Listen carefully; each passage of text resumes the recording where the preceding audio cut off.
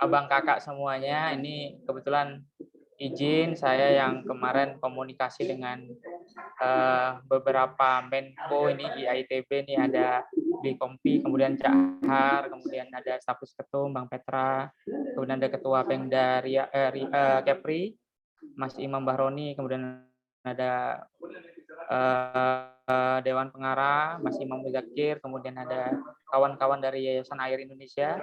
Ini kebetulan ceritanya kemarin saya itu ditelepon Mas Imam Muzakir. Jadi beliau ditelepon kawan-kawan dari Batam, khususnya ini Pak Wahyu, bahwa pada beberapa waktu yang lalu Pak Presiden dan Ibu Negara mengunjungi Batam dan melakukan beberapa serangkaian acara dan kegiatan di sana, dan diharapkan ini ada tindak lanjut dari pertemuan tersebut. Kebetulan kemarin kawan-kawan YAI dan kebetulan Bang PT juga kemarin cerita bahwa beliau juga hadir di acara tersebut, dan menarik ini untuk kita ini. Nanti akan kita dengarkan juga tanggapan dari Pak Menko, kemudian Bang PT sebagai stafus ketum, kemudian Mas Imam Bahroni sebagai ketua Pemda Kepri, bagaimana tanggapannya terkait dengan harapan dari kawan-kawan dari Batam ini.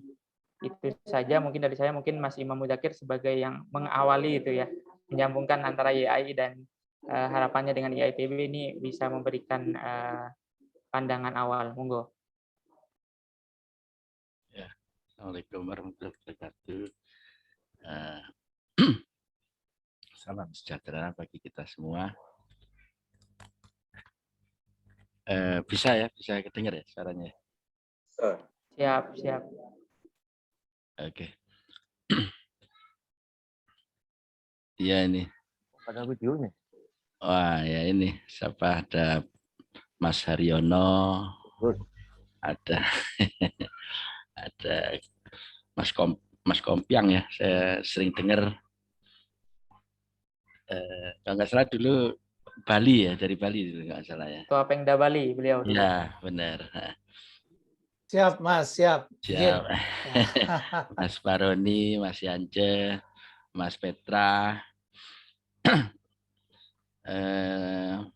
ada Mas Hasrianto, Mas Wahyu, Mbak Indra, juga ada Mas Eko di sini, ada Mas Zahrul. Nah, intinya sebetulnya ini bisa dikata untuk IAITB ini kelanjutan dari zamannya Bang RD dulu ya, waktu kita bersama Cak Bisma itu menyelenggarakan atau merespon harapan dari teman-teman atau masyarakat Maluku terkait infrastruktur dan moda transportasi, sehingga kita menyelenggarakan seminar di Unpati dan di Swissbell.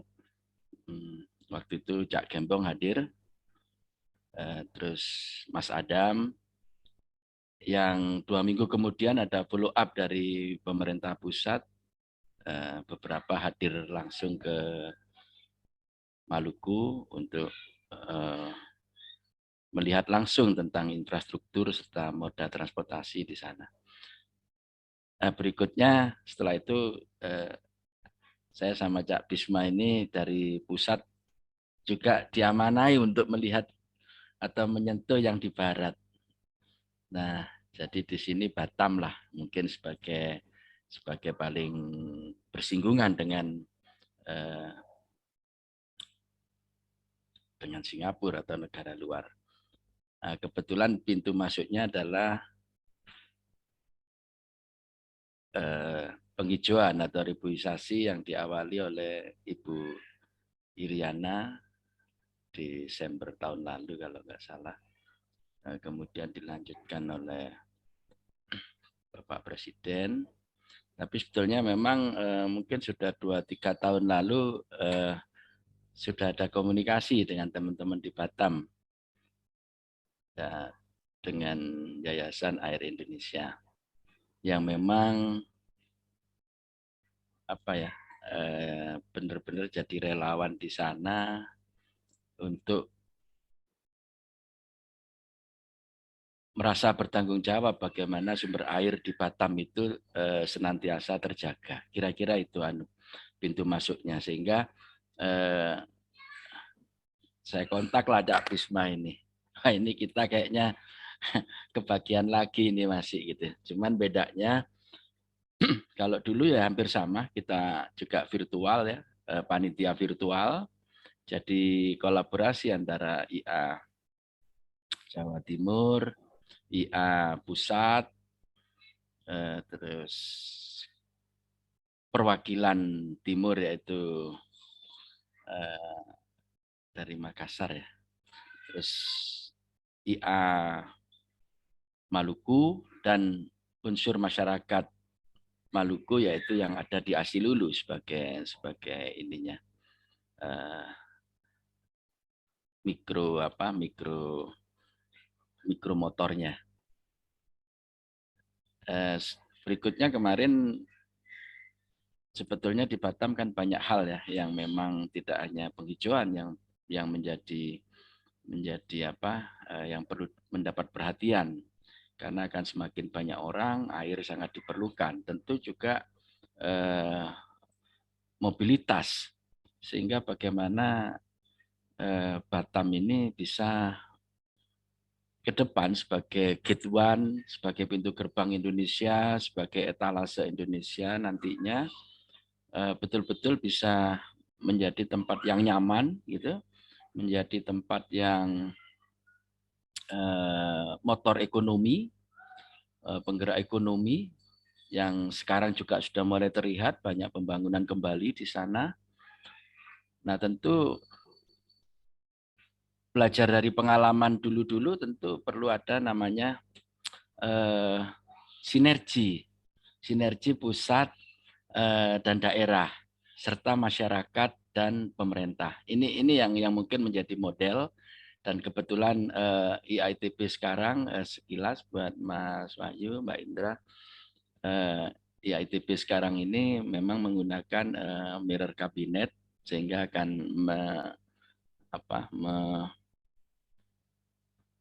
bersama pemerintah gitu, bersama pemerintah untuk mensukseskan pembangunan jangka pendek, jangka panjangnya. Mungkin itu dilanjut, monggo, sambil nyemak saya ini banyak belajar. Baik, terima kasih Cak Imam. Ini sedikit brief dari ini ceritanya gimana itu tadi Mas Haryono itu menanyakan tadi gimana ceritanya gitu kan. Jadi mungkin sedikit Pak Wahyu dari IAI menceritakan apa harapan gitu ya.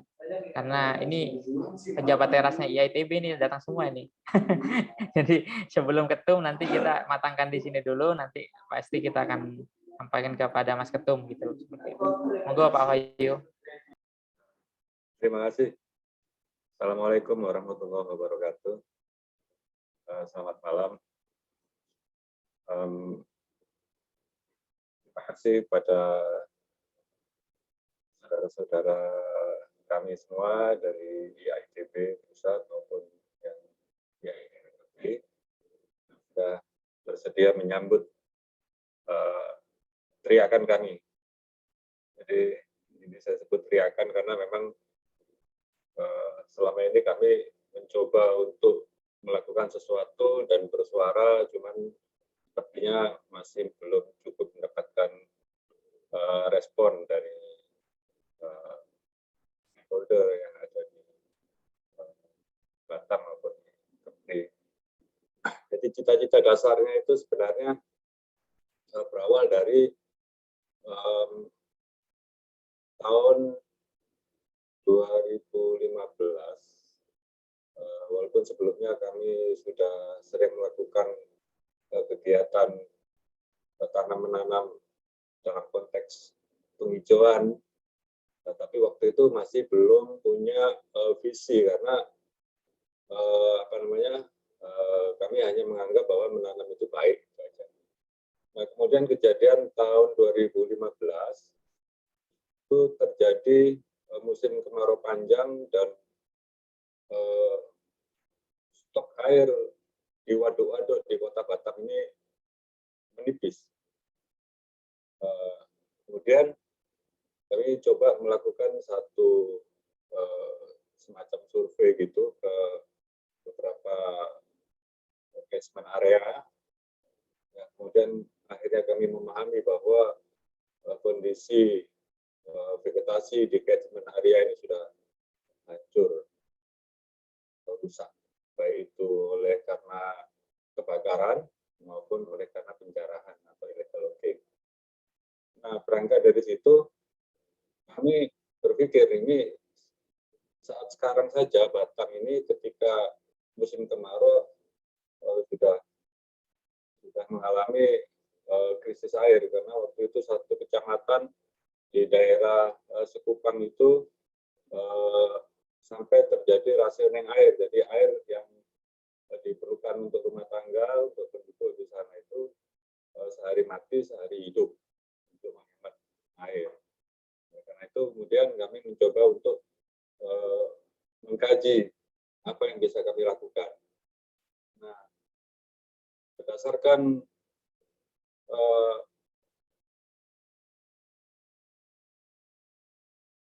informasi-informasi yang kami terima, baik itu dengan cari bahan-bahan literatur tentang sumber-sumber air yang ada di Pasuruan, Bulan dalam hal ini atau Banyu Biru, mungkin Mas Muzakir tahu. Nah, itu ternyata setiap ada sumber itu tentu ada beringin di situ. Makanya kami kemudian mencoba untuk melakukan penanaman beringin dengan cara pencarian bibit melalui berbagai jalan. Nah, dalam perjalanannya memang ini bukan mudah ternyata. Kami mencoba untuk bekerja sama dengan stakeholder, mengajak lah, tapi masih sampai saat ini dalam hal ini masih belum bisa dilakukan. Tapi kemarin kami rapat dengan salah satu personel dari BP Batam. Kemarin lah bersama Mbak Indra kemarin rapat informal sebenarnya, tapi kemudian memperoleh titik terang bahwa untuk daerah tangkapan air kami insya Allah akan dilibatkan untuk pembenahan daerah tangkapan air mulai dari tahun 2022 sampai 5 tahun ke depan. Tapi bukan berarti ini sudah selesai, kita masih tetap harus mempunyai langkah-langkah yang lebih besar, oleh karena hutan di Kota Batam ini bukan hanya di daerah DTA, tapi ada juga hutan lindung yang perlu kita bangun kembali agar bisa menjadi hutan yang sehat, bisa menghasilkan air, bisa menghasilkan oksigen, bisa mereduksi karbon dioksida yang bertebaran di udara. Sehingga kita juga berharap bahwa kita mempunyai semacam pabrik karbon. Jadi kemarin yang diutarakan oleh Mas Eko tentang carbon trading itu ini menarik bagi kami juga. Kemudian di samping itu kami juga sering melihat di televisi bahwa di seluruh wilayah Indonesia ini sering terjadi bencana banjir, longsor, kekeringan. Kalau kami perhatikan, ketika banjir melanda, air bah datang itu selalu diikuti dengan ikutnya potongan-potongan kayu yang berasal dari hutan. Gitu kan. Itu artinya terjadi banyaknya penebangan liar yang mengakibatkan hutan menjadi gundul. Nah, salah satu solusi yang mungkin kami tawarkan nantinya untuk skala nasionalnya, hutan itu di samping memang harus ditanami kembali dengan pohon-pohon endemik dan sebagainya, itu juga harus cukup ditanami dengan pohon-pohon beringin, karena dengan pertimbangan untuk pohon-pohon yang punya kualitas kayu tinggi, itu kita nggak bisa menjamin akan aman dari pencurian atau illegal logging. Sedangkan beringin ini kayunya tak bisa dimanfaatkan untuk apapun. Jadi ini adalah sebagai cadangan. Andai kata nanti negara tak bisa menjaga hutan, nanti masih adalah sisa-sisa untuk pertahanan hutan yang bisa mencegah bencana-bencana seperti banjir, kekeringan, dan tanah longsor. Itu pemikiran dasarnya di situ. Makanya untuk di Batam sendiri, kami ingin membuat atau sedang merancang sebuah hutan yang juga bisa digunakan sebagai sarana-sarana yang lain di samping sebagai fungsi penyedia air dan oksigen, yaitu sebagai sarana untuk tempat wisata. Karena ketika orang masuk hutan, harapan kami mereka akan merasa fresh, merasa bahwa ini sebuah suasana baru di tengah hiruk-pikuk kehidupan kota. Tapi nanti desainnya kita susun bareng-bareng, tapi yang paling penting akan ada dukungan dari pemerintah pusat, karena tanpa dukungan dari pemerintah pusat ini rasanya sangat sulit, karena selama ini stakeholder di Kota Batam ini seolah-olah saling merasa berkuasa, sehingga sering terjadi kayak menang-menangan gitu untuk menangani daerah hutan lindung maupun hutan konservasi. Bahkan hutan konservasi pun masih bisa digunakan untuk keperluan-keperluan yang lain, ubah fungsi. Ini yang terjadi di Kota Batam. Makanya nanti rancangan pembuatan atau pembangunan hutan kembali itu harus mengadopsi beberapa hal. Salah satu diantaranya adalah yang punya potensi untuk kepentingan wisata yang bisa membangun perekonomian Kota Batam. Khususnya untuk mangrove seperti yang diusulkan oleh Mas Imam Munzakir kemarin, kami sangat tertarik bahwa di Batam mungkin perlu kita dirikan pusat kajian mangrove Indonesia, yang mungkin nanti di situ ada sarana penelitian dari berbagai jenis macam vegetasi mangrove. Jadi semacam museum mangrove. Tapi di hutan darat nanti juga ada museum beringin. Jadi seluruh vegetasi beringin yang ada di Nusantara ini ada di Kota Batam. Ya, itu bisa untuk menjadi bahan studi juga. Ini pemikiran dasarnya begitu. Nah, mungkin ini yang perlu dikembangkan atau dirumuskan.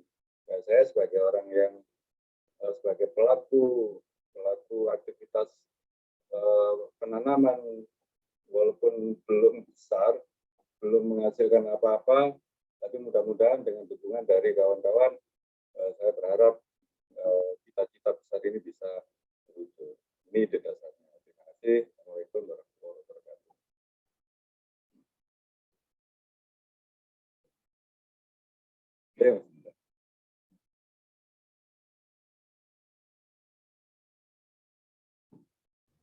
Masih mute Cak.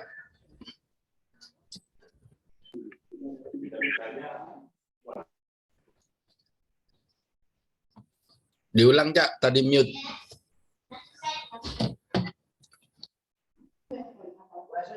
Baik, terima kasih Pak Wahyu. Ini tadi sedikit brief ya dari Pak Wahyu, sejarah bagaimana, kemudian harapannya bagaimana. Ini juga kebetulan Bang Petra ini baru jadi ketua Poros Geomaritim ini, Kepri ini. Selamat ini Bang PT ini. Mungkin nanti Bang PT juga bisa sharing apa yang bisa dikontribusikan dengan apa kira-kira bisa apa yang bisa disinergikan juga termasuk dengan IITB maupun dengan Geomaritim. Kemudian di sini ada Mas Imam Bahroni juga. Mungkin saya minta Mas Imam Bahroni nih sebagai Ketua Pengda Kepri ini untuk sedikit memberikan tanggapan dari sedikit penjelasan yang sudah diberikan. Monggo Mas. Assalamualaikum warahmatullahi wabarakatuh. Terima kasih kesempatannya. Saya ada dua ya yang saya tangkap dari antara pelestarian penghijauan dan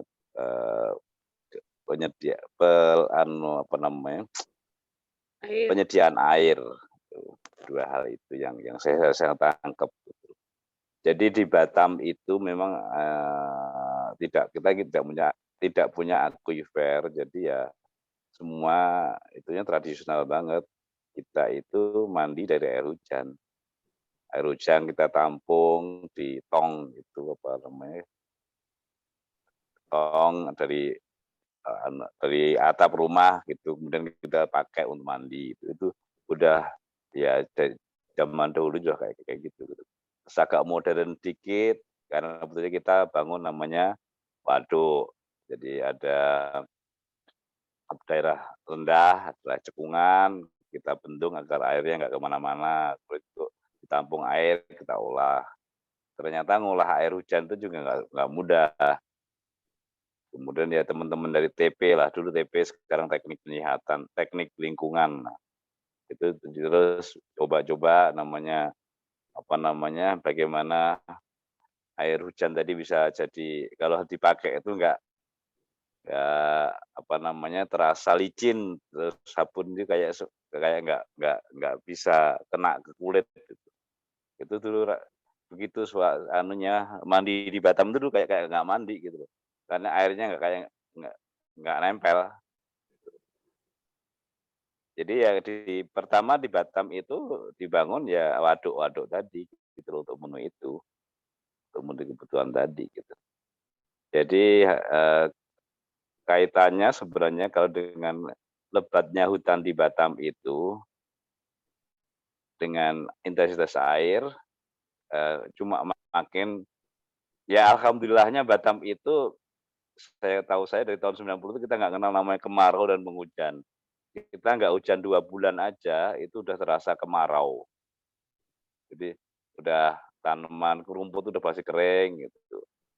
Itu jadi itu yang jadi di sini. Jadi akhirnya Otorita Batam kala itu membangun waduk-waduk yang sampai sekarang itu mungkin udah kapasitasnya hampir 5.000 mungkin teman-teman dari kantor air lah yang lebih tahu. Hampir 5.000-an liter per detik lah. Itu kapasitas airnya.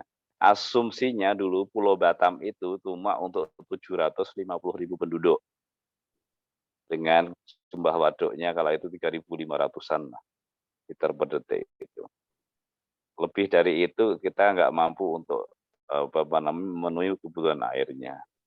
Dulu belum kenal namanya proses osmosis dan segalanya tadi ya kita pakai air yang ada kita olah, kemudian ngolah itu aja prosesnya rasanya ada 15-an tahun untuk jadi air yang kayak sekarang ini.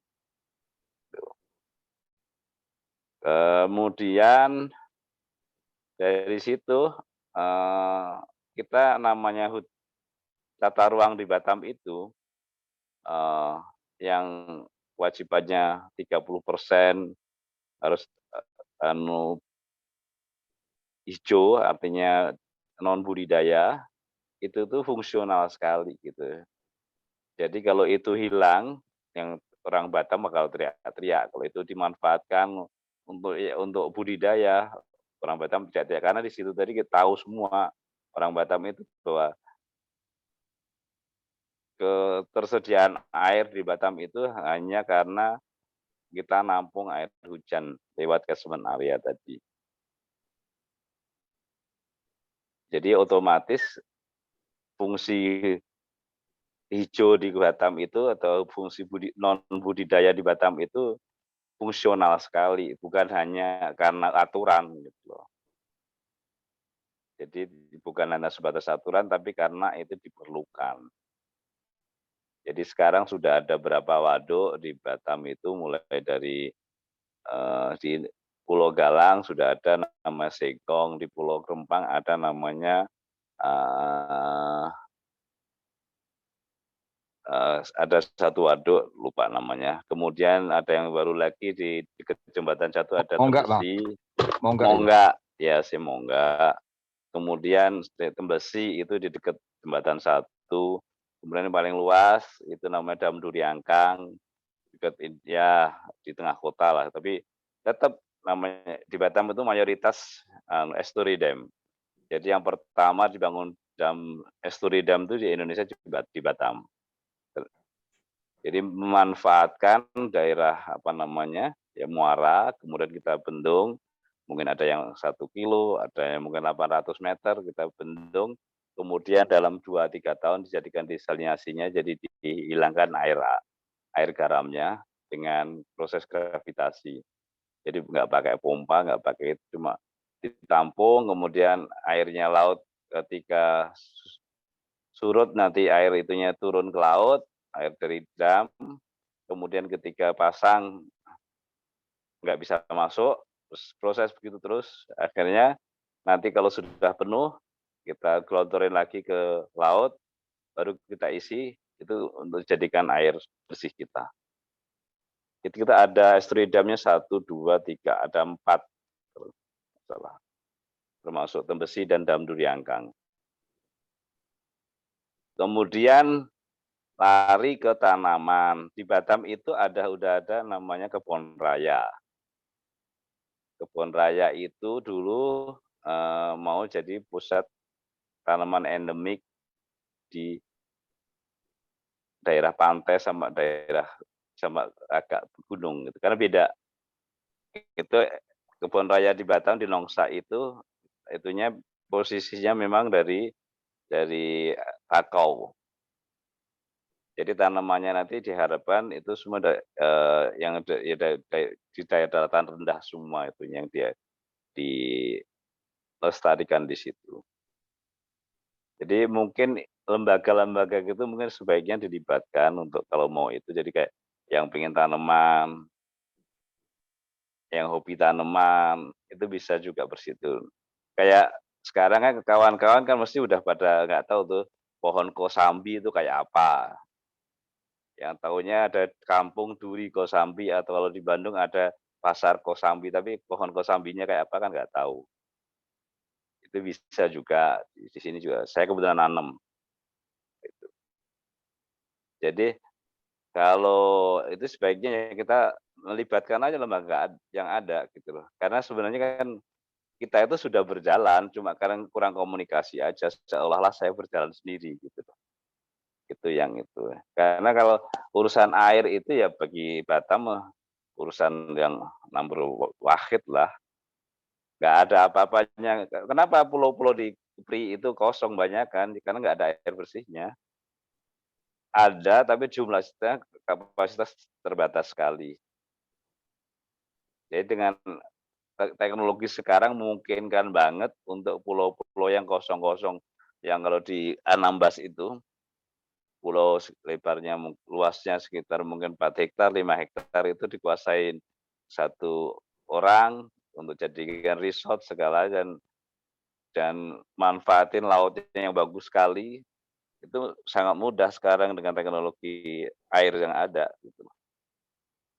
Jadi mungkin harapan kami ya pengembangan itu tadi, apa namanya, ya sekaligus untuk mengembangkan wisata di Kepri itu dengan cara penyediaan air bersihnya. Kalau energi kan sekarang gampang kan, bisa solar cell, bisa ngangkut genset juga bisa sekarang. Transportasinya juga di sini udah biasa orang pakai sampan gitu. Untuk selama 2 jam, 3 jam kita pakai sampan juga bisa. Sekarang ada pakai speedboat, jadi waktunya cuma 30 menit.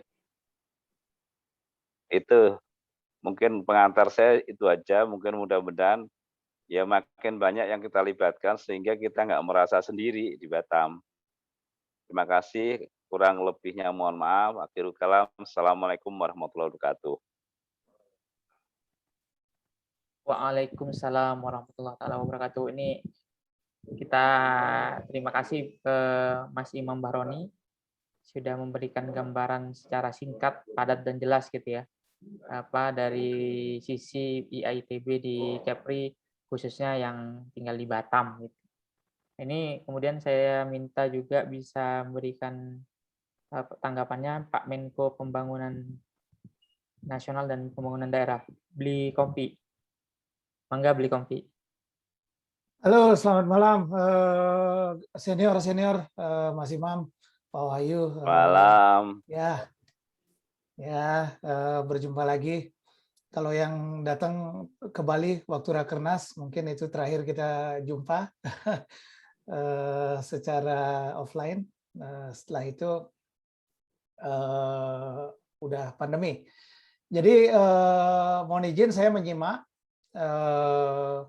meskipun secara scattered informasi disampaikan kelihatan jelas apa yang menjadi fokus, tetapi flow dari program, apa yang ingin dijalankan, apa yang diharapkan, keterlibatan pengurus pusat itu belum saya dengarkan, belum saya lihat. Jadi saya akan tetap menyimak lagi lebih banyak dari kawan-kawan. Tadi bicara TOR akan sangat menarik apabila itu sudah siap nanti untuk bisa kita di-share dengan kita. Kalau saya sedikit, memang pengurus pusat ini tadi disampaikan mirror pemerintahan, meskipun iya dan tidak sebenarnya gitu kan. Jadi ya sebagian, tidak sebagian, overlapping di mana-mana gitu kan. Jadi akan sangat bagus saya menyimak dan mendengarkan untuk kemudian paling tidak di Kemenko saya nanti bisa saya arahkan nanti ke kawan-kawan mana yang akan mensupport lebih dominan. Misalnya saya punya Mas Haryadi Kaimudin, mantan Ketua Pemda Sulawesi Selatan, yang merupakan Menteri Keseimbangan Pembangunan Daerah, yang juga punya deputi melingkupi seluruh wilayah Indonesia. Saya lupa kalau di Sumatera itu titiknya di mana saja, beliau punya deputi. Terus kemudian kalau bicara masalah air, ada juga wakil menteri dan wakil menteri perencanaan pembangunan, kawan-kawan kita di Bappenas, Ibu Amalia sama deputi, plus Abdul Sadat, kebetulan direktur air di Bappenas, jadi bicara air, yang beliau sekarang lagi juga maju sebagai kandidat ketua ALSI. Kalau teknologi pompa hidram seperti yang terakhir kemarin kita lakukan di Sumedang, jam startnya dari ketua umum itu banyak juga dibantu oleh Bang Vitek Grandis ya dengan teknologinya ya. Jadi saya belum melihat titik tembaknya nanti dalam kaitannya dengan irisan dengan apa yang kami lakukan, apa yang bisa kami support. Mudah-mudahan elaborasi dari diskusi ini atau ini barangkali satu dari series of discussion nanti lebih jelas. Tapi satu hal, memang Kemenko Ekonomi dan Pembangunan ini kesannya sangat luas, tapi kita sudah melakukan pembicaraan awal dengan Ketum, dengan Sekjen, bahwa kita juga akan memfokuskan di 3 bidang pokok yang kita sebut FEW, yaitu food, energy, and water. Jadi kebetulan banget nih waternya masuk itu kan. Ya, food, teknologi pangan yang Bang Vitex banyak bawa, yang dia bicara SDG.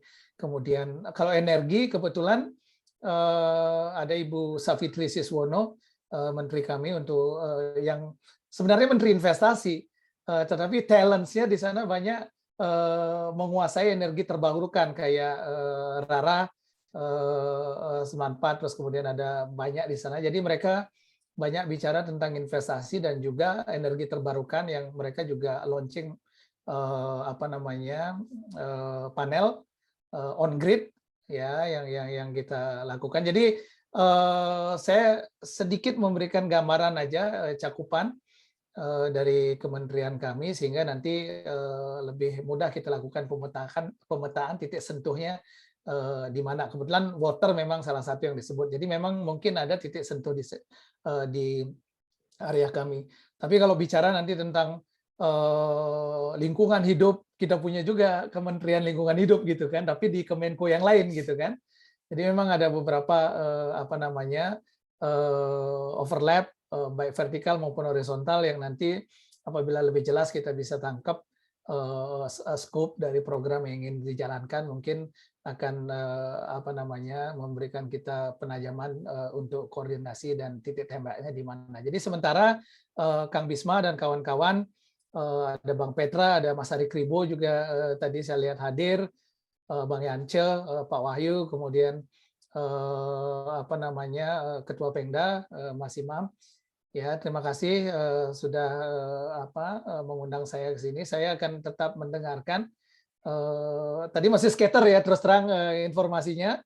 Mungkin di antara kawan-kawan yang sudah bertemu sebelumnya, udah ada talinya, benang merahnya yang sudah saling dimengerti. Tapi bagi peserta baru ini, benang merah itu belum terbaca gitu kan. Jadi mungkin nanti dari kalau tidak melewati cerita malam ini, apakah ada dokumen yang bisa di-share atau apa yang ingin dibentuk itu sebagai TOR itu nanti bisa di-share sehingga kita bisa lihat dengan jelas di mana kita bisa ikut berperan dan apa yang diharapkan.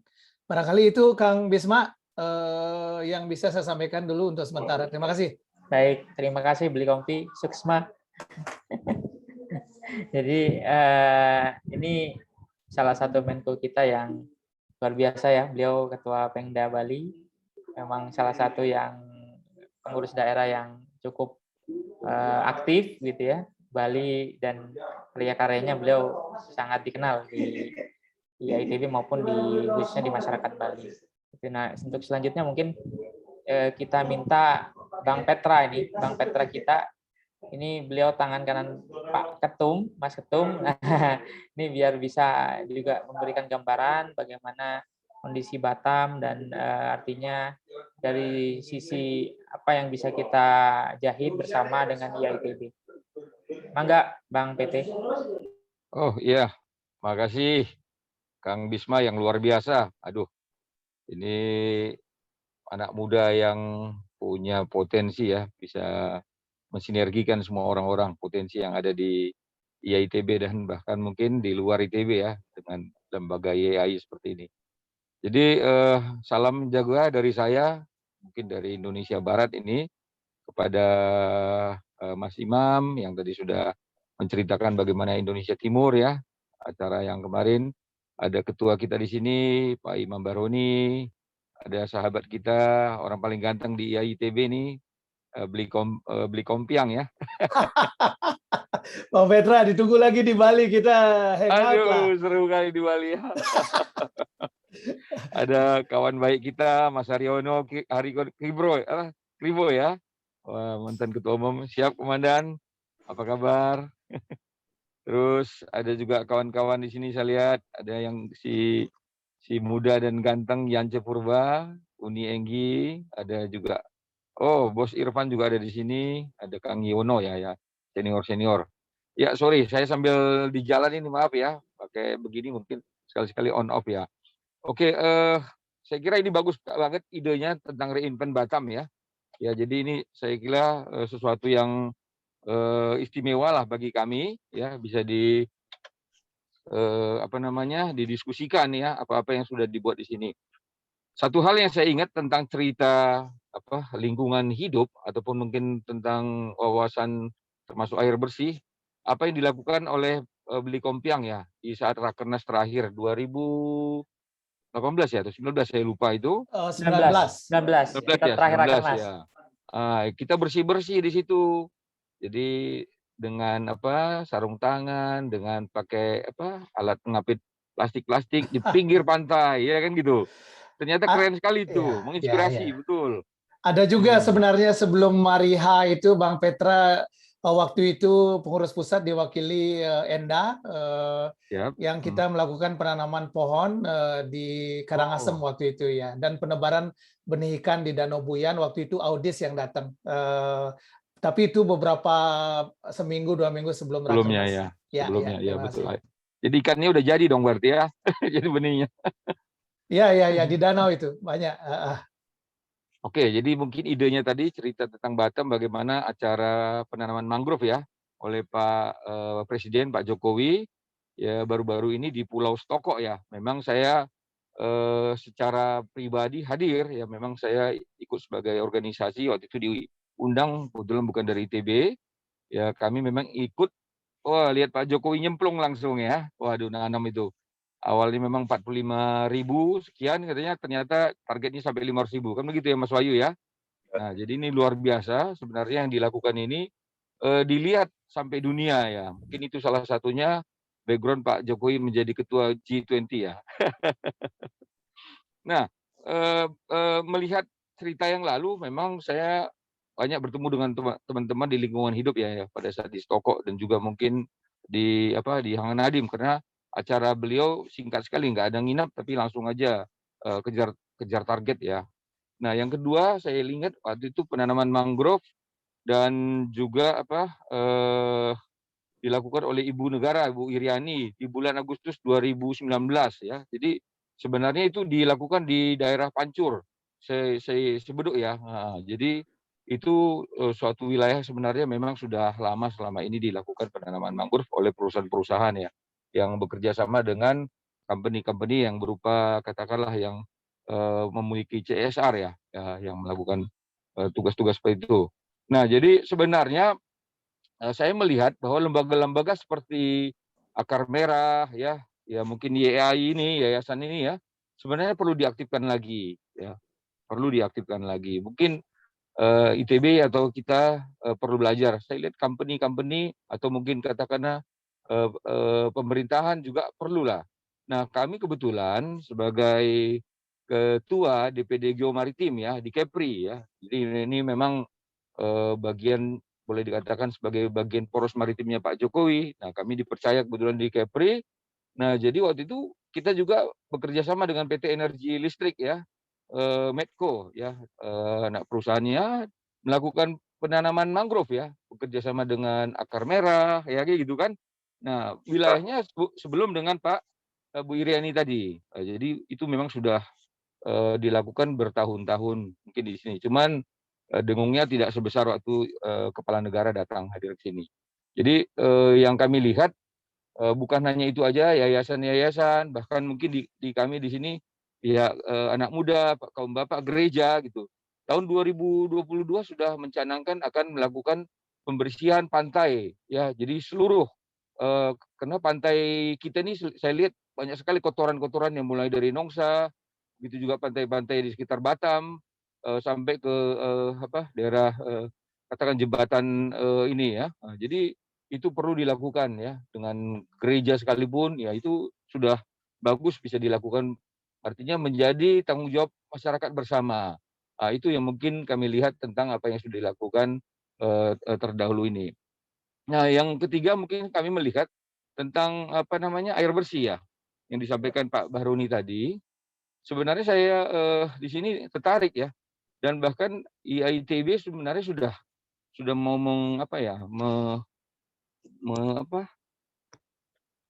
mau mengembangkan apa yang sudah ada. Namanya teknologi air bersih ya, terbaru. Jadi mungkin kemarin saya lihat bagaimana air kotor ya, air dari sampah industri itu bisa diolah.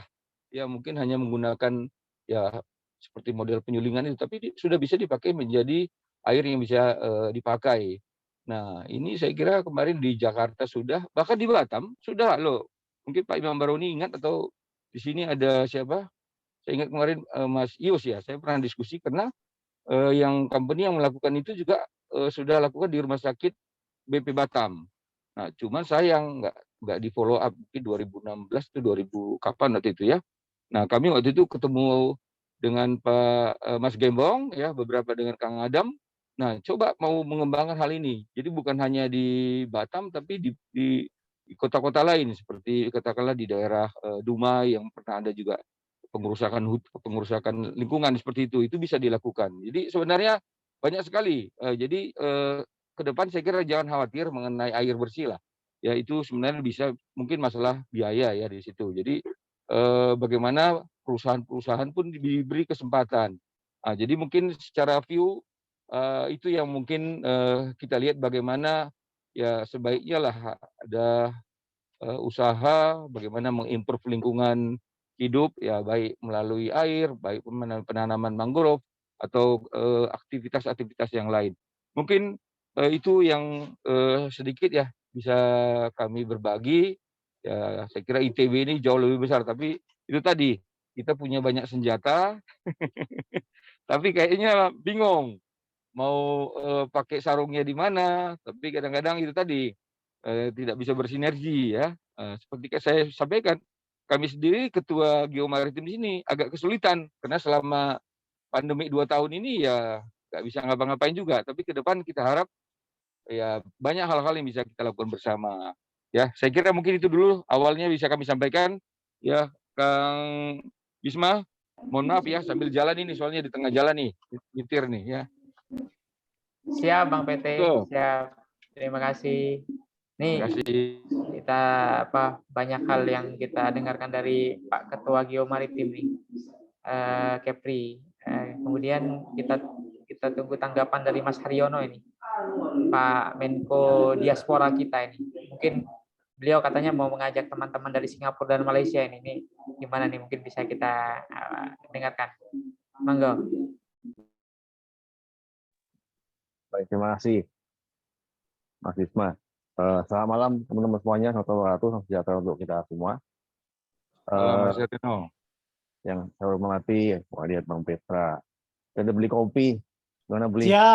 Siap, Mas Hari Kribo, ketua saya nih. Bulan depan mungkin PII Kongres di Bali tuh. Oh gitu, ya kita Ya, ketemuan lah. Mudah-mudahan. Biar rame lagi Bali lah. Betul. Saya Imam, saya di Bang Haroni, terus kemudian ada Bang Yance. Siap. Jadi beberapa lalu Cak Bisma menghubungi saya dan mengenai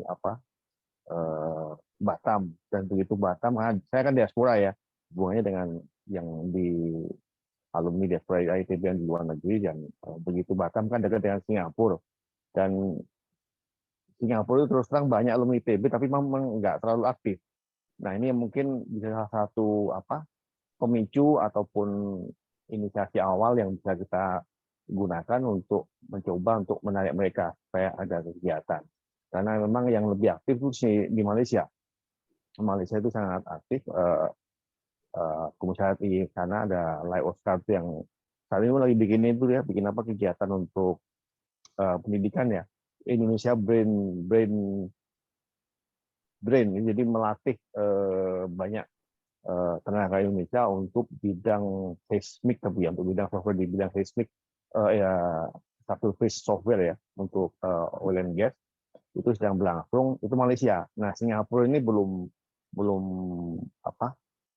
dapat ininya saya, gimana supaya mereka bisa muncul dan aktif. Mungkin Batam salah satu inisiasi awal untuk bisa membuat mereka punya satu kegiatan yang mungkin nanti kita bisa selain air ya, mungkin nggak cuma terbatas di urusan air di Batam. Saya pernah ke Batam, memang di sana urusan air ini sangat-sangat kritikal. Begitu nggak hujan ya pasti akan kerepotan, dan itu tentu tadi udah Bang Petra ada beli kompi yang akan saya bantu. Nanti kalau misalnya nanam pohon bareng, mungkin bisa kita ajak alumni Singapura untuk ikut serta gitu ya. Mungkin itu beberapa opsi yang bisa terlakukan, sambil nanti kita bisa melihat peluang-peluang lain yang bisa kita gunakan untuk memberikan peluang kepada teman-teman Singapura yang bersedia muncul ataupun aktif untuk berkegiatan di Batam. Sehingga dengan itu mereka akan mau muncul dan mau aktif. Karena selama ini alumni Singapura itu banyak, saya ulangi lagi, tapi ya itu masih belum terkoordinasi dengan baik, sehingga mudah-mudahan dengan kita buatan kegiatan, kita buat wadah, mereka bisa akan beraktivitas membantu di Batam. Tapi demikian dari Bisma dari saya, jadi nggak panjang, tapi insya Allah kita siap untuk berkontribusi. Minimal nanti mungkin orang ada berapa gitu yang bisa kita coba kontak untuk menyamakan hal ini, ataupun kalau misalnya dari Singapura udah ada juga teknologi pengolahan air, tapi saya nggak tahu ya, karena saya orang IF, jadi tahunya teman-teman IF dan juga beberapa teman yang di bidang software yang lebih sering komunikasi, dan diaspora itu memang yang lebih muncul yang di teknologi high tech ya. Jadi air itu yang lebih muncul dari Belanda biasanya, itu yang Belanda kan sangat terkenal dengan pengolahan airnya, itu yang sering diskusi di sana. Mungkin nanti bisa kita coba tanyakan ke mereka masukan dari alumni Belanda, ada Mas siapa lupa saya namanya, itu yang juga hampir tiap bulan bikin event di sana untuk diskusi. Tapi demikian dari saya siap mendukung karena Batam memang sangat strategis dan perlu kita dorong bersama-sama untuk bisa visi dulu Batam menjadi PIB kan sangat tinggi ya, mudah-mudahan itu bisa kita capai. Dan tadi Pak Brahoni bilang bahwa Batam ini bisa mendukung 750.000 penduduk, mungkin dengan segala macam hal yang kita lakukan bisa mendukung katakan 2 juta gitu ya, itu akan luar biasa nanti hasilnya. Demikian, terima kasih Pak Bisma. Selamat malam, warahmatullahi wabarakatuh. Assalamualaikum warahmatullahi wabarakatuh. Terima kasih Mas Haryono, ini luar biasa Pak Menko kita. Ini kita juga ada yang terlupa, saya tadi menyapa Pak Hasrianto ya dari STI Galileo nih. Ini beliau akademisi dari Batam, mungkin bisa memberikan pandangan sedikit. Monggo Pak Hasrianto.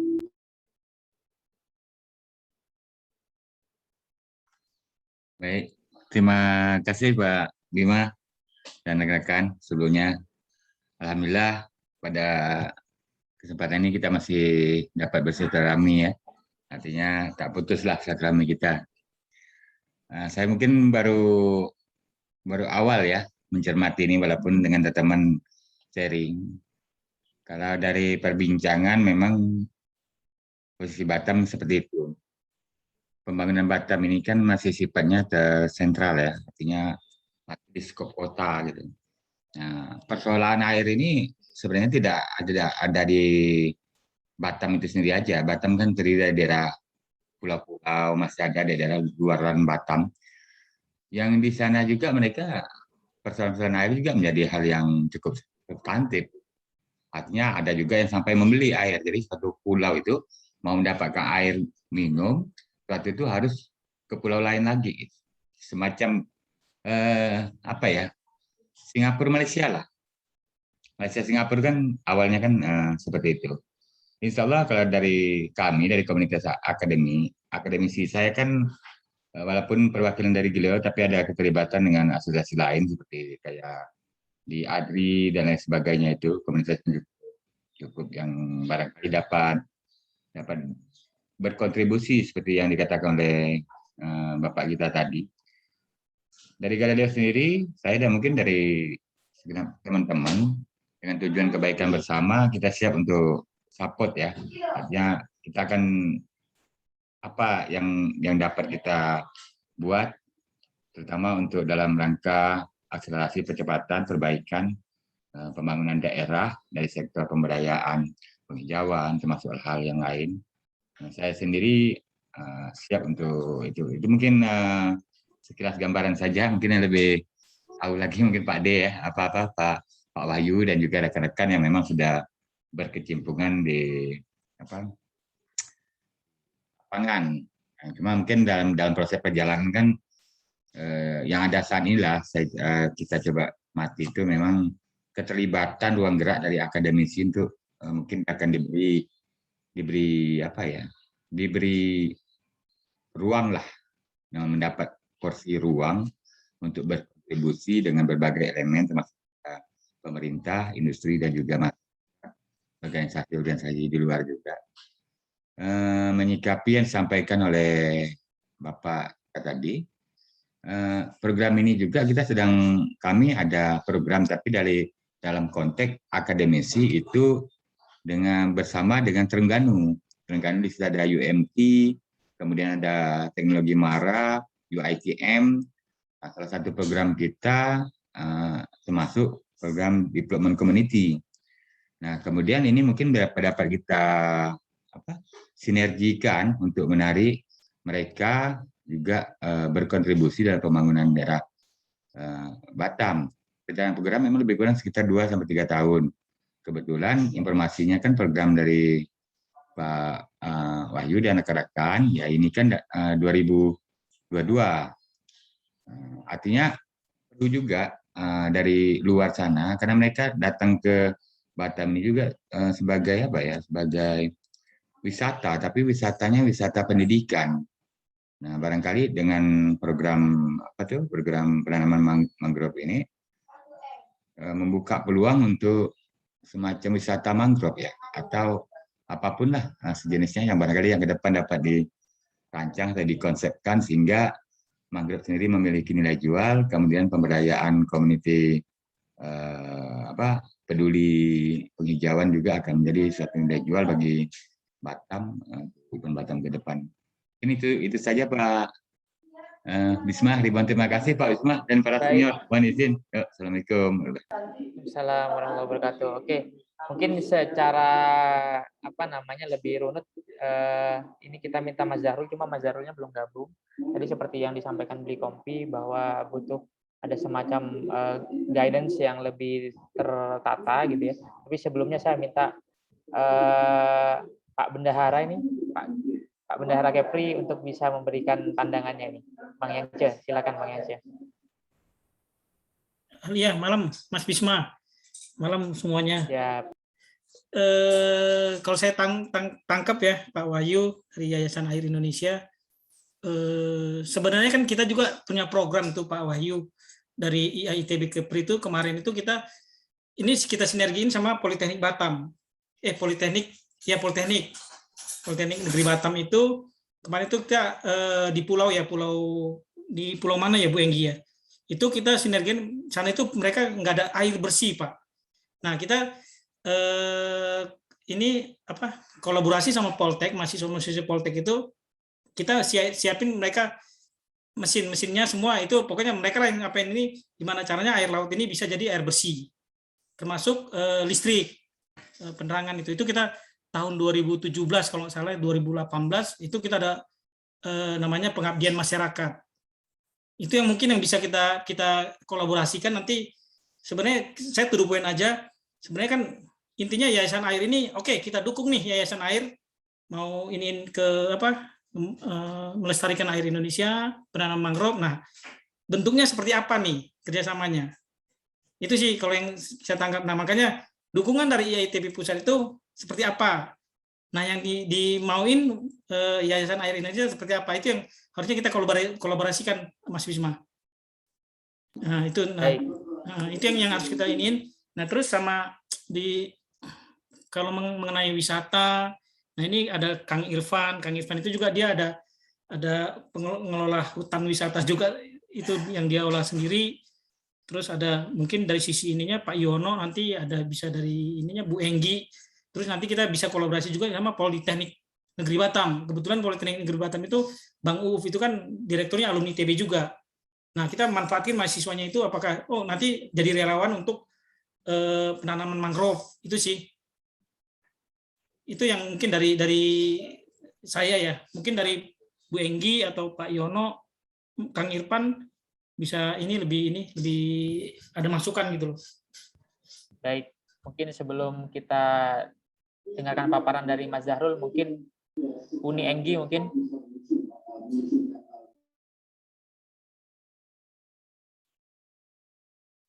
Uni Enggi, Bu Enggi. Atau Pak Yono mungkin, Bang Yono mungkin.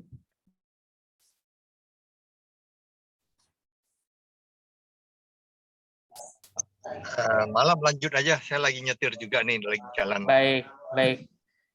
Mas Irfan mungkin, Mas Irfan mau menambahkan? Nah, Kang Irfan nih. Baik. Assalamualaikum warahmatullahi wabarakatuh. Waalaikumsalam warahmatullahi wabarakatuh. Selamat malam, salam sejahtera. Maaf saya tidak bisa menghidupkan kamera karena lagi sama anak.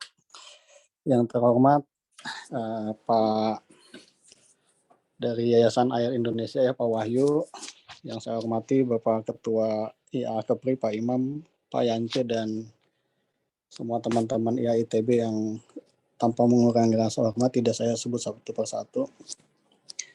Mungkin seperti disebut Pak Mas Yance tadi ya, untuk penanaman mangrove di Batam Kepri ini ada salah satu lokasi yang mangrove-nya masih cukup asli dan mungkin paling besar di Batam Kepri ya.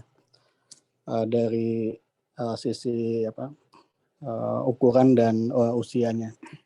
Itu ada di Batam. Nama lokasinya yaitu Wisata Mangrove Pandang Tajemu.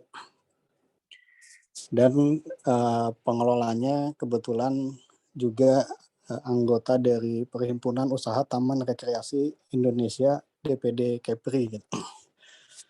Kebetulan ketua DPD Keprinya teman-teman mengamanahkan ke saya sebagai ketua DPD untuk periode 5 tahun ke depan ya.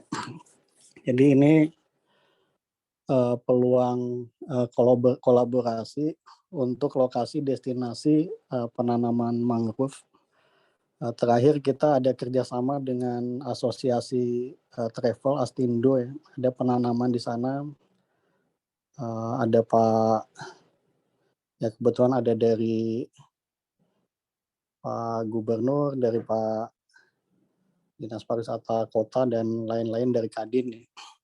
Jadi mungkin salah satu kegiatan rencana aksi kecil yang bisa konkret antara Yayasan Air, IAITB, dan juga asosiasi wisata itu mungkin kami siap kalau seandainya nanti perlu lokasi untuk penanaman mangrove sebagai kegiatan bersama dan juga terbuka untuk CSR dari perusahaan atau program-program Yayasan Air.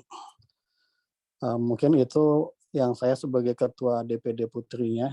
Kalau sebagai IAITB udah terwakili oleh Pak Imam dan Bang Yance ya. Terima kasih. Assalamualaikum warahmatullahi wabarakatuh. Waalaikumsalam warahmatullahi wabarakatuh. Oke, kita minta Mas Zahrul untuk memberikan paparan sedikit untuk menjadikan acuan bagi kita dalam berdiskusi yang lebih terarah dan terukur. Silakan Mas Zahrul. Jadi jadi dalam acara ini saya dapat arahan dari Pak Imam ya. Jadi ini saya nggak bisa share screen. Jadi saya membacakan presentasi saya. Jadi Batam ini tuh menyimpan banyak potensi, tapi anggap saja Batam ini gagal mencapai potensinya ya. Jadi ada banyak, ini bukan cuma komentar dari saya, tapi juga banyak pengamat orang dari luar negeri juga sekiranya sepakat. Jadi Batam ini sebenarnya memegang banyak potensi. Dia bisa menjadi semacam kota yang menyaingi Singapura atau bahkan lebih dari Singapura, tapi nyatanya Batam ya gitu-gitu saja. Beda seperti dengan Johor Bahru di sisinya Malaysia, sekarang lagi ada investasi besar-besaran dari Cina yang bernama Forest City, dan juga banyak yang perusahaan Singapura malah pindahnya ke Malaysia, nggak jadi ke Batam. Dan itu sesuatu yang ini ya, yang perlu jadi tanda petik. Jadi kita di sini banyak ini ya, banyak yang dari kaum lingkungannya ini rupanya yang saya lihat. Jadi sebenarnya antara lingkungan dan menarik bagi investasi ini sangat penting sebenarnya, karena yang kita nilai jual Batam bagi warga, mungkin warga Singapura dan warga internasional itu, Batam lingkungannya masih relatif lebih ini ya, lebih asli ya di beberapa titik.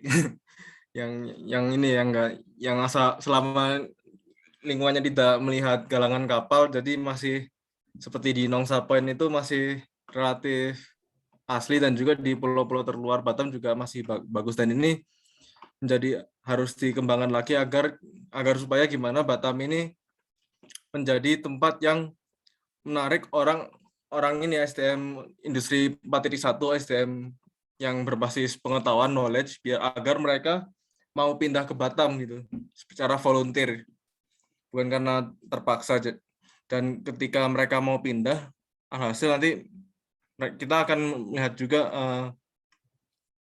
peluang nanti perusahaan-perusahaan IT yang mungkin dia pindah dari Jakarta ke Batam atau dari Singapura ke Batam, buka kantor di situ, manfaatkan biaya yang mungkin lebih murah dibandingkan Jakarta atau Singapura mungkin, dan lokasi yang lebih strategis juga, dan lingkungan yang ya anggap saja lebih bagus lah daripada Jakarta gitu kan, lebih santai, lebih tenang. Jadi saya sudah bisa share screen belum? Masih belum bisa share screen. Oke. Jadi ada beberapa motivasi. Jadi ada motivasi ekonomi, motivasi lingkungan, motivasi potensi, dan motivasi identitas. Jadi untuk ekonomi di Batam saat ini sepertinya cukup terdampak buruk oleh pandemi COVID-19, banyak PHK dan juga oleh fluktuasi minyak dan gas bumi, fluktuasi industri galangan kapal, dan juga resesi perekonomian Singapura. Jadi perekonomian Batam saat itu rentan sekali naik turun, COVID atau enggak COVID. Jadi ketika naik dia bisa tumbuh sangat cepat dibandingkan Indonesia, tapi dibanding Indonesia secara umumnya, tapi kalau turun ya benar-benar turun gitu, banyak PHK dan sebagainya. Jadi tidak stabil. Dan karena tidak stabil ini penduduk banyak kan bukan penduduk tetap tapi datang dan pergi dari Batam. Berikutnya lingkungan. Jadi wilayah Kepulauan Riau ini kaya akan keanekaragaman hayati sebagai wilayah kepulauan hutan tropis yang turun hujan sepanjang tahun, dan juga ia memiliki potensi keindahan alam yang cukup baik dan memiliki nilai ekonomi sangat tinggi. Seperti contohnya ini di seberang Batam itu ada Pulau Bintan, dan Pulau Bintan itu paling terkenalnya ya karena potensi keindahan alamnya itu, dan Batam dengan kondisi ekosistem yang serupa jadinya bisa jadi seperti Pulau Bintan gitu secara lingkungan. Berikutnya Batam memiliki potensi tinggi dengan lokasinya pada poros perdagangan dunia dan juga letaknya strategis dalam ranah global berdekatan dengan Singapura. Jadi dari Batam nih, kalau dari wilayah Batam mau skuter dunia itu bisa dicapai oleh pesawat Boeing 777 yang besar itu ya. Itu dari seluruh pojok dunia, dari Amerika bagian barat sampai Eropa itu terjangkau dari Batam. Jadi sangat strategis tentunya.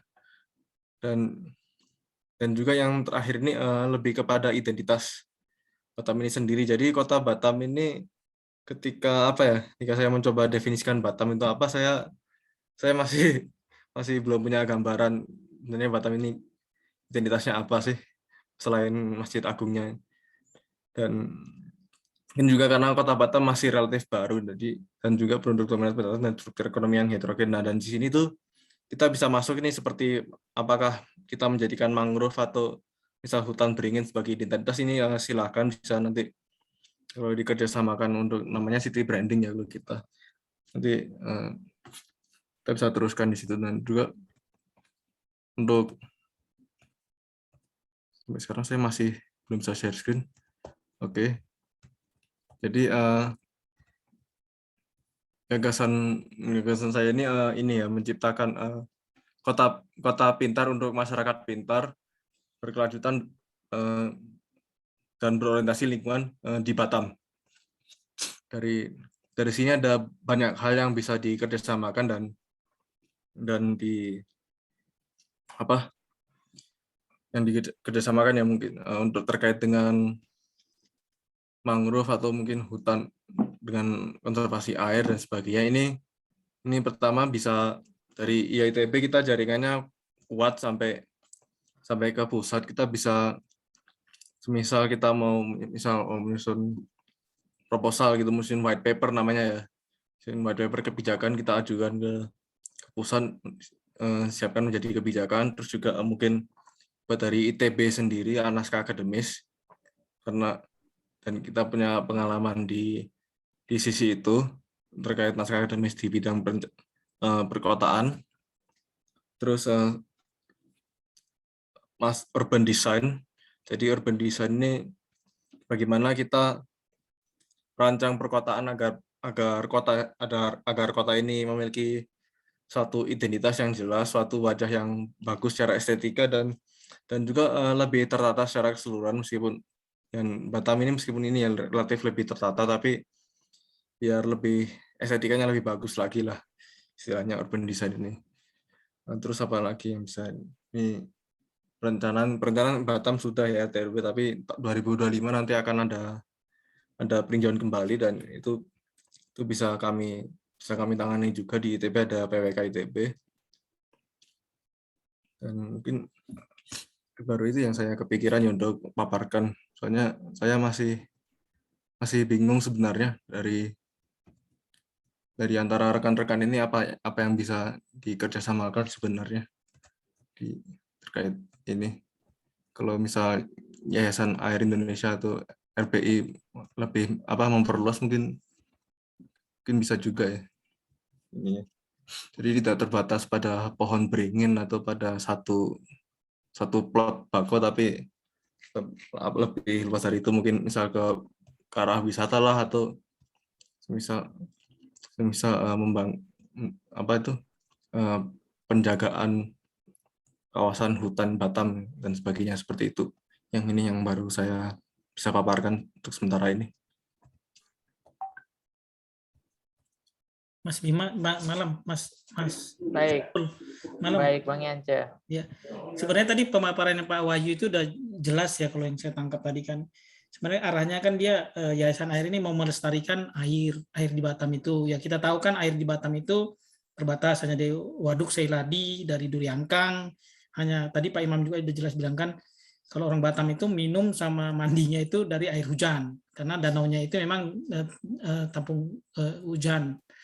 Nah itu, karena kita di sini 2 bulan aja kemarau itu kering. Nah, kalau yang saya tangkap dari Yayasan Air ini, visinya mereka kan satu, mau gimana nih cara melestarikan air di Batam. 2, nah sambil melestarikan itu, kita apakah bisa ya dengan cara tadi menanam mangrove. Nah, dalam cara yang mana nih kita bisa support mereka. 3, nah tujuannya itu nanti selain tadi kita bisa melestarikan tadi, nah itu nanti bisa kita buat ininya, apakah nanti jadi hutan wisata atau apa. Nah tadi kan Pak Imam Baroni jelasin kalau kita hutan wisata itu kita ada bisa dimanfaatin di kebun raya yang di Nongsa. Nah cuman kan itu agak jauh nih Nongsa. Nah sementara kan waduk airnya kita itu ada di Sungai Ladi, Duriangkang.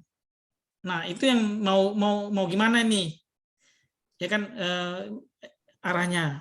Apakah kita mau melestarikannya di waduk itu, atau kita mau melestarikan mangrove itu menjadi hutan wisata, atau di tepi-tepi pantai itu sama nih kayak di Bali, kita bersih-bersih kayak kemarin. Nah itu sih kurang lebih yang saya tangkap.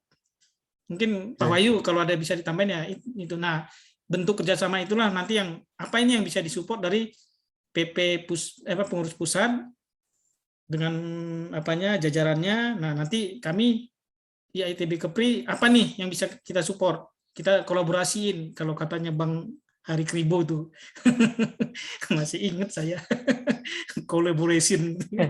Udah lewat kampanye ini Bang Yance. Udah bersatu semua sekarang. Paten kali sangat membekas berarti ya. Iya, keren Bang Kribo. Masih Kribo ya. Iya, collaboration. Nah itu kolaborasinya itu. Jadi kita apa yang dari kolaborasinya dari IAI Pusat, Pemda Kepri, sama nanti Yayasan Air. Nah mungkin bisa juga nanti kita tadi mahasiswa-mahasiswa, kalau kayak tadi Kang Irfan, dia dari DPD, ketua DPD itu apa yang bisa disupport itu nanti. Jadi kita nih rame-rame nih Batam ini, yang tadi tujuan dari Yayasan Air itu tercapai gitu loh. Jadi kita di Batam ini bisa nih kita gaungkan, ini loh hasil karyanya kita bersama gitu loh. Itu sih kalau yang saya tanggap Mas Zahrul, itu mungkin yang nanti bisa dirembukin lah sama Mas Bisma. Oke, siap. Oke Bang Yance, terima kasih. Mungkin itu tadi poin-poin yang perlu dicatat oleh Mas Zahrul ya nanti, supaya dibantu biar rapi. Tuh. Kemudian di sini ada Pak Sekjen juga, Pak Sekjen Kepri nih sepertinya, Mas Teguh ya. Bang Yance ini Mas Teguh Sekjen ya? Bukan, ini Mas Teguh. Beda, Teguh Sekjen itu Teguh Kusuma. Oh iya. Oke, baik. Baik, saya sudah tadi beberapa dari yang sudah disampaikan itu memang ini forum inputan ya sebenarnya. Jadi kita belum mengarahkan, kita input dulu, masukan dari berbagai pihak, kemudian opportunities-nya apa saja, baru kita akan coba strukturkan akan lebih rapi, dan kita akan adakan pertemuan lanjutan yang lebih matriksnya lebih jelas gitu ya, role play-nya bagaimana, kemudian siapa berbuat apa, itu bisa kita rapikan. Mungkin tadi Bang Yance minta Pak Wahyu menambahkan, mungkin Pak Wahyu bisa menambahkan. Silakan. Terima kasih ya sebenarnya memang kalau khusus Yayasan Air Indonesia itu mempunyai cita-cita sambil bagaimana caranya membangun kembali hutan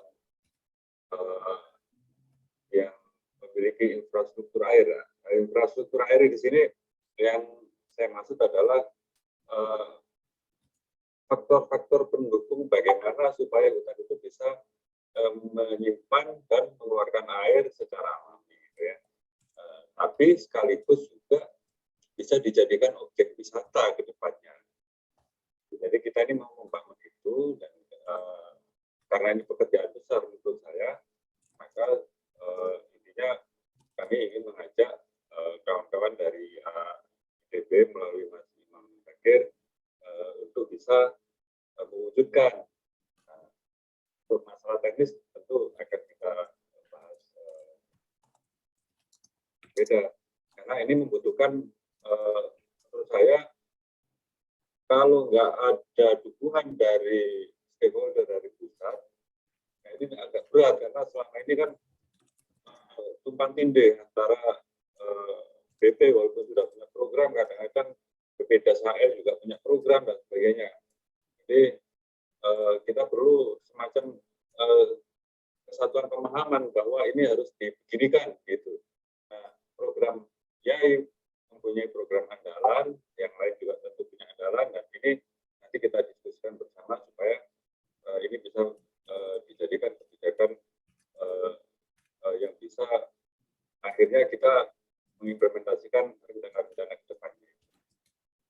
Yang untuk mangrove itu hanya sebagai tambahan ya, sekalian aja mangrove ini kita karena ada teman dari RBI Rumah Republik Bako Indonesia yang dulunya bernama Bako Merah, itu ingin juga mengembangkan mangrove sesuai dengan arahan dari Pak Presiden bahwa setelah kita menanam mangrove kemudian akan tumbuh, bagaimana nanti ekonomi masyarakat ini bisa juga muncul akibat dari penanaman mangrove. Mungkin dengan dibangunnya hutan mangrove sebagai sektor wisata yang mumpuni. Kalau yang disebutkan di daerah dekat belakang Padang itu memang sudah bagus. Nah, ini kan kita berbicara apa yang mau kita bangun lagi, sehingga luasan hutan mangrove di Kepulauan Riau, utamanya di Batam itu menjadi lebih dari yang sudah ada. Karena kemarin dari BRGF yang menugaskan Republik Bako Indonesia itu telah menanam berkisar 300.000 bakau, ya, bakau yang diharapkan nanti menjadi hutan mangrove. Jadi itulah titik poinnya. Jadi bukan yang sudah ada kemudian dikelola bagaimana untuk menjadi wisata, tetapi yang sekarang sudah dan sedang dibangun ini bagaimana nanti bisa diplot untuk dirancang menjadi objek wisata, baik itu wisata yang sifatnya rekreatif maupun wisata yang bentuknya wisata-wisata ilmiah seperti yang diutarakan atau diusulkan oleh Mas Imam kemarin. Ada pusat kajian mangrove di situ, sehingga nanti ilmuwan-ilmuwan akan datang untuk mengkaji tentang mangrove Indonesia. Baca yang intinya di situ. Terima kasih.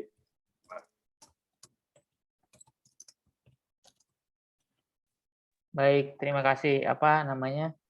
Ini memang terlihat scattered, tapi memang kita mulai tahu apa yang potensial di masing-masing individu, dan masing-masing individu juga ternyata ada yang mewakili suatu entitas atau lembaga yang bisa juga bersama-sama membangun mimpi dan harapan yang disampaikan oleh kawan-kawan dari IAI ini.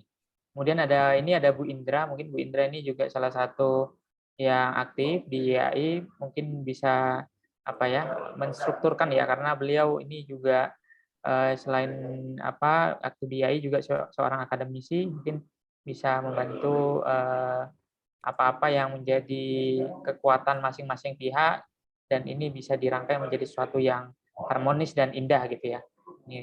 Monggo Bu Indra.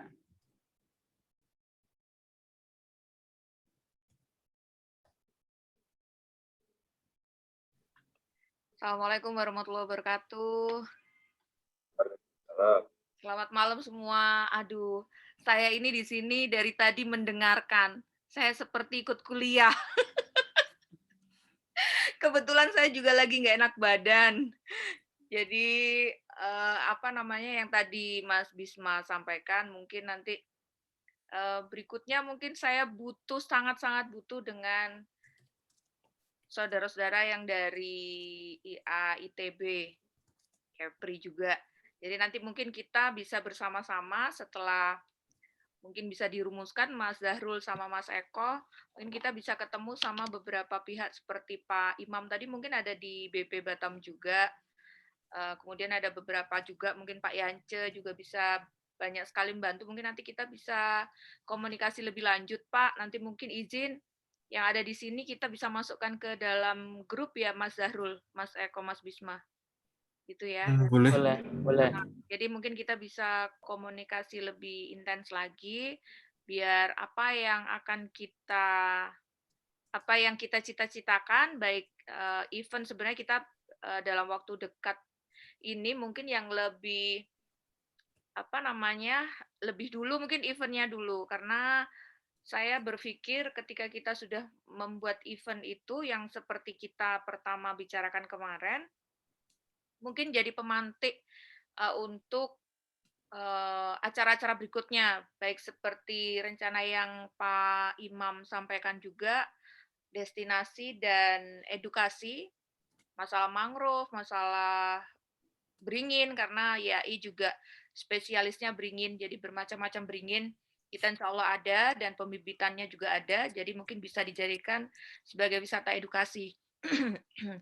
Mungkin itu dulu dari saya sambil saya dari tadi mendengarkan, waduh, jadi saya kayak ngerasa kayak anak kecil yang baru masuk kuliah. Hebat banget, top banget pokoknya. Itu dulu Mas Bisma, mungkin yang bisa saya sampaikan, nanti lebih lanjut kita bisa ngobrol di WAG. Terima kasih. Assalamualaikum warahmatullahi wabarakatuh. Waalaikumsalam warahmatullahi wabarakatuh. Terima kasih Mbak Indra. Ini mungkin satu-satunya cewek yang ngomong ya pada pertemuan Zoom kali ini. Sebelum kita akhiri mungkin kita minta Cak Imam gitu ya sebagai salah satu dewan pengarah YAITB juga bisa memberikan pandangannya dari berbagai inputan yang ada. Monggo Cak Imam. Ya, cek. Keluar suara. Halo? Keluar ya? Oke, sampun. Ya, alhamdulillah sebagai awal yang baik. Tadi luar biasa sambutan dari Bang Petra, Mas Haryono, juga Beli Kompiang, ya kan? Semua akan sharing pengalaman, sharing jaringan, sharing keilmuan atau kekuatan. Yang intinya adalah mungkin sesuai harapan bahwa kalau periode lalu temanya adalah Indonesia bangkit dari timur gitu. Nah, sekarang supaya seimbang, mudah-mudahan nanti YAITB pusat ini juga mencanangkan bangkit dari barat tadi. Bang Petra tadi nyampaikan sudah. Sehingga juga diawali dari Toba, teman-teman Sumut juga sudah luar biasa, YAITB Sumut dengan Tobanya. Mudah-mudahan di Kepri sebagai gerbang, istilahnya terasnya Indonesia gitu kan, yang langsung berhadapan dengan negara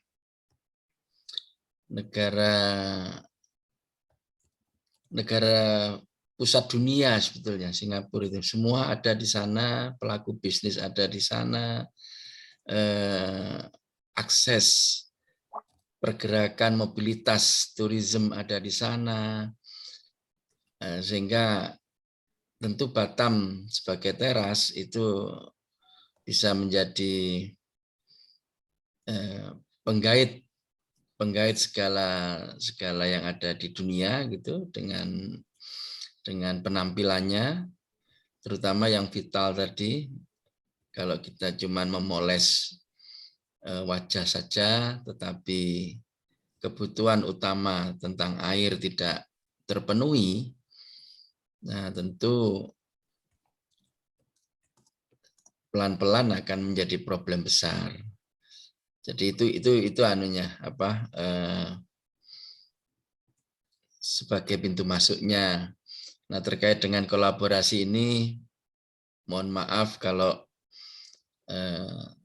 dari teman-teman Yayasan Air Indonesia, dari SDA Galileo, sebenarnya kalau tadi banyak mengenalkan IAITB itu artinya kita sangat welcome. Sangat welcome, bukan menonjolkan diri gitu ya, tidak, tetapi sangat welcome untuk berkolaborasi dalam memajukan kawasan.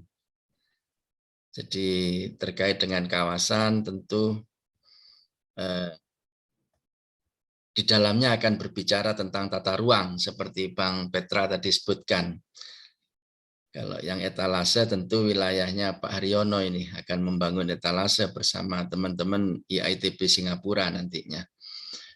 Nah, tadi ada harapan dari masyarakat, saya sebut masyarakat aja lah, IAI gitu kan ya, masyarakat supaya mewakili di situ, yaitu meningkatkan turisme. Berarti nanti mudah-mudahan nanti berikutnya bisa mengundang Bang Angin ya, pariwisatanya itu. Karena nanti juga mengarah ke pariwisata, intinya itu. Jadi berangkat dari sana mudah-mudahan nanti punya cita-cita besar. Apakah etalase ini akan dibungkus oleh Mas Haryono gitu sebagai kerjasama dengan IA Singapura tadi, gitu. Apakah menjadi Singapurnya Indonesia, Batam itu, atau menjadi Dubai-nya Indonesia. Monggo Mas Haryono nanti yang ini. Oke, Cak Bisma, terima kasih. Baik, matur nuwun. Apa namanya? Sementara kita efektifkan ya pertemuan kita kali ini supaya semuanya bisa mengendap segala ide dan tadi kekuatan yang sudah ada, strength point itu bisa diinventarisasi dengan baik dan kita bisa perankan di mana gitu. Seperti itu. Jadi pengurus pusat berbuat apa, kawan-kawan IAI berbuat apa, kemudian dari STIE Galileo berbuat apa, maupun dengan asosiasi tadi Mas ini ya, Mas Mas siapa tadi itu saya lupa. Jadi bisa Mas Irfan bisa dengan asosiasi yang diketahui, Bang PT juga begitu, dan pokoknya segala unsur yang ada, Pemda Kepri utamanya kita harapkan menjadi salah satu lokomotif juga, karena memang Batam itu merupakan jantungnya Pemda Kepri gitu ya. Jadi tidak hanya Pemda Kepri tapi masyarakat Kepri secara umum. Gitu ya. Jadi mungkin sementara itu dulu di pertemuan kali ini. Sebelum kita tutup, mari kita berfoto bersama gitu. Mohon kesediaannya teman-teman untuk Bapak Ibu sekalian untuk bisa on cam ya. Mas Yono mungkin, Mas Mujadi dan Mas Teguh mungkin. Mbak Uni Enggi, Mas Irfan. Oke, siap. Oke, kita hitung Mas Irfan dan Mbak Uni Enggi mungkin. Enggak ya? Oke. Beli kopi udah pasang poster duluan. Boleh. Oke, 1, 2, 3. Kemudian lagi 1, 2, 3. 1, 2, 3. Oke, makasih semuanya, sukses semua, sehat selalu, matur nuwun. Hatur nuhun semuanya. Thank you, Kang Bisma. Thank you semuanya. Beli kopi. Ya, salam sehat. Bang Yance, salam sehat. Bu Indra, Pak Hasrianto, Mas Irfan. Uni Enggi, Malam, ya, terima Pak Wahyu, kasih. semuanya, Cak Ima, Mas Zarul. Assalamualaikum. Malam. Waalaikumsalam.